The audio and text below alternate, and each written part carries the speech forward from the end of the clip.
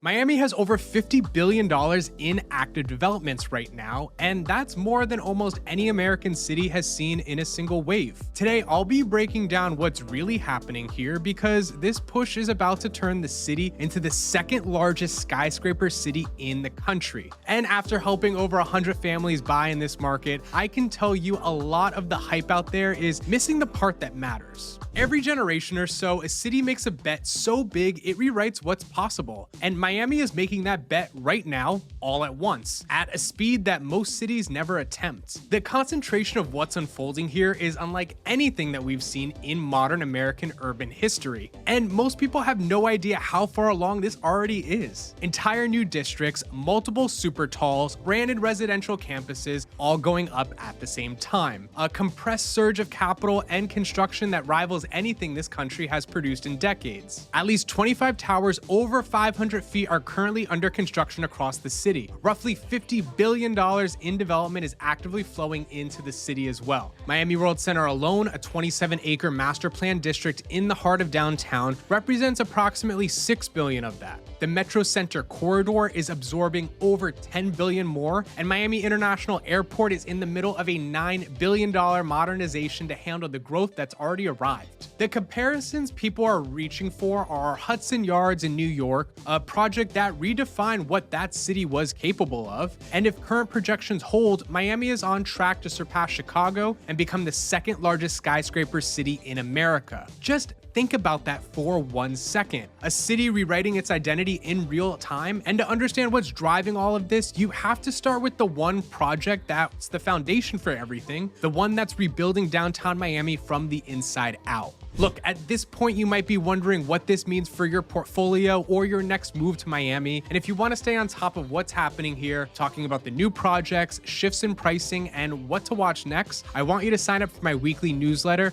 The link is in the show description below. All right, so why Miami and why now? That $50 billion building boom did not come out of nowhere. It was triggered. It started the moment some of the most powerful financial firms in the world decided that New York and Chicago were no longer worth it, and Miami was. What happened after 2020 wasn't just a lifestyle trend, it was a structural financial decision made by some of the most sophisticated capital allocators in the world. What you are seeing built today is the direct physical consequence of that decision. The clearest signal came in 2022 when Ken Griffin moved Citadel's global headquarters from Chicago to Miami. When the founder of a $63 billion hedge fund relocates, other firms are going to pay attention. And they did. The effect was immediate and concrete. Griffin acquired a waterfront parcel in Brickell, bought in Foster & Partners to design a 54-story global headquarters, and nearly 300 employees followed him here. I've had the pleasure of working with 2 different Citadel employees who came to me from the YouTube channel. That is concentrated, high-income demand that translates directly into new development, new housing, and new infrastructure. Between 2020 and early 2023, more than 370 investment companies relocated their headquarters to a new state, bringing roughly $2.7 trillion in assets under management with them. New York and California alone lost an estimated $1 trillion during the same period. More than 74 companies moved their headquarters specifically to Florida, that's the highest total of any state, along with roughly 800 secondary offices established by out-of-state firms. And the migration has not stopped. In early 2026 alone, 4 major corporate headquarters relocated to South Florida, including Palantir, which moved from Denver. Miami now ranks among the world's top financial centers, debuting on the Global Financial Centers Index at around number 24 globally. Part of what's driving this is straightforward math. Florida has no state income tax, and for high-earning professionals coming from New York or California, that is a meaningful shift in take-home pay. And that changes where people choose to live and where firms choose to operate. And later, when we get to the ultra-luxury side of this, I'm going to show you exactly what kind of homes these people are demanding. The answer is going to reframe this entire story, so stick around, because once you understand who moved here and why, what is being built to house them starts to make complete sense. So let's get into the project at the center of it all. You walk out of your building, grab coffee, hit the gym, pick up dinner, and you never get in your car. Not because you're in Manhattan, it's because you're in downtown Miami in 2027. And that's what Miami Worldcenter is building. And it's a version of this city that has never existed before. At 27 acres and 10 city blocks, Worldcenter is the anchor project of this entire development boom. The closest American comparison is Hudson Yards in New York, and even that undersells how dense this is. This is a fully integrated district. I'm talking about residential towers, ground floor retail, and entertainment all functioning as one ecosystem, built around direct metro rail and metro mover access, connecting residents to the broader Miami metro. Downtown Miami is getting something it has never had before, a truly walkable, transit-connected urban core. Inside the district, the projects already taking shape tell you exactly who this is built for. Gem Private Residences rises over 700 feet, with interiors by Fendi Casa projected to deliver around late 2027. The Crosby is a 33-story tower with fully furnished residences and no rental restrictions, a significant draw for investors. Flow House brings 466 residences across 41 stories, focused on wellness-driven living. For buyers and investors, that kind of live, work, play density drives long-term values, not just inside Worldcenter, but across the entire surrounding area. The downtown Miami of 5 years ago and the downtown Miami of 2027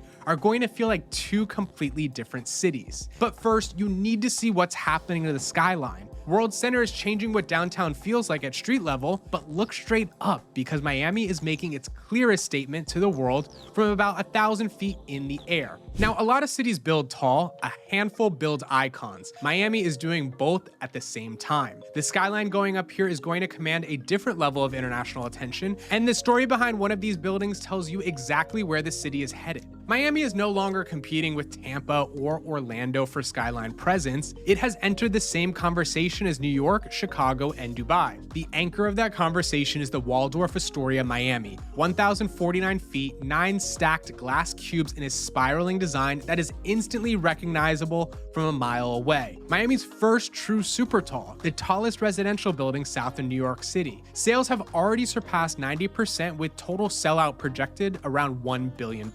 This is the kind of structure that permanently puts a city on the international map. Then there is the Delano Residences, a planned 90-story, 985-foot super tall on Biscayne Boulevard with a public observation deck at roughly 850 feet. Now, most people gloss over that one detail, but it deserves its own moment because not all observation decks are created equal. Take the Empire State Building, for example. That works because it sits in the middle of Midtown Manhattan, surrounded by density, walkability, and millions of people moving through that area every single day. It's pretty much woven into the fabric of the city. But if you take the Strat in Las Vegas, it's going to tell you a different story. It sits north of the main strip, and it's disconnected from the energy and foot traffic that makes an observation deck worth visiting. The location essentially kills it. But the Delano is not going to be the Strat. The Delano is going to be in the center of downtown Miami, inside the walkable, mixed-use urban core being built all around it. That puts it much closer to the Empire State Building model, where the observation deck becomes part of everyday life rather than a detour from it. That is a different kind of landmark, and it gives the Delano a real shot at becoming something truly iconic.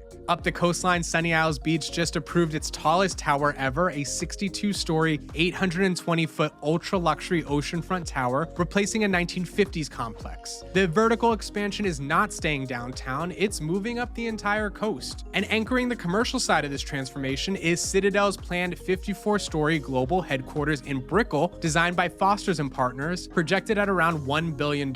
You can check out my other video that I did on the channel after this one. Residential super talls on one side, a global financial institution planting its flag on the other. These towers are not going up in isolation, they are rising as a cluster, which is exactly how cities like New York City built their skyline identity. The skyline you see today is not the skyline that exists 5 years from now. The buildings are impossible to ignore, but the brands behind the next wave of development, well, that's a different signal entirely, and it's putting Miami in a category with only one other city on the planet. So what if your parking spot was 50 floors in the air and you can drive straight into it from the street using a private elevator? That is the Bentley Residences in Sunny Isles Beach, and it tells you exactly where Miami's luxury market is headed. Miami recently ranked just behind Dubai for the highest number of branded residence projects globally, and that is not a lifestyle story, that's a full repositioning of what this city is becoming. But not all branded residences are built the same, and that distinction matters more than most buyers can realize. Car brands and fashion brands can put their name on a building, but hospitality brands know how to run one. And the difference shows up in the experience, the service, and ultimately the long-term value. The Aston Martin Residences becomes a cautionary tale of exactly that. A recognizable name attached to a product that could not deliver the full lifestyle experienced buyers expected.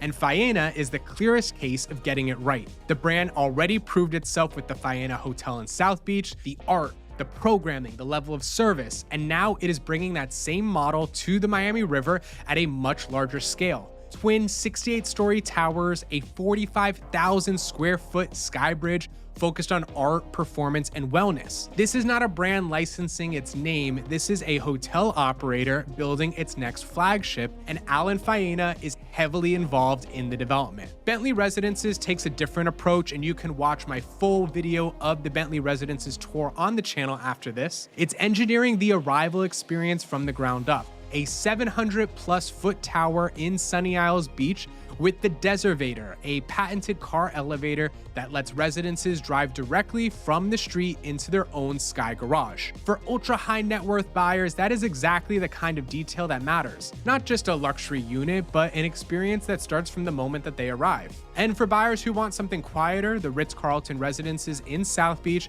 offers just 30 custom designed units with resort level service at a boutique scale. Entry-level pricing in this category starts in the low millions, and trophy units at projects like Faena and Bentley reach well into the tens of millions, setting new pricing benchmarks that ripple across the entire market. If you're watching Miami's luxury market, knowing the difference between a car brand's first condo project and a hospitality operator that has done this before is one of the most important distinctions that you can make. The cities that win the next 50 years aren't the ones that grew slowly, they're the ones that made a concentrated all-in bet at exactly the right moment. And that's exactly what Miami just did. So if you're looking at pre-construction or trying to figure out which one of these projects makes sense at your price point, I want you to send me an email, joe@joesellsmiami.com today. I can break down where the real value is for your situation. And talking about real value, I linked my free valuation website in the show description below. If you're wondering how your home values today, then check that out. And if you want to see where all of this development is landing across the city,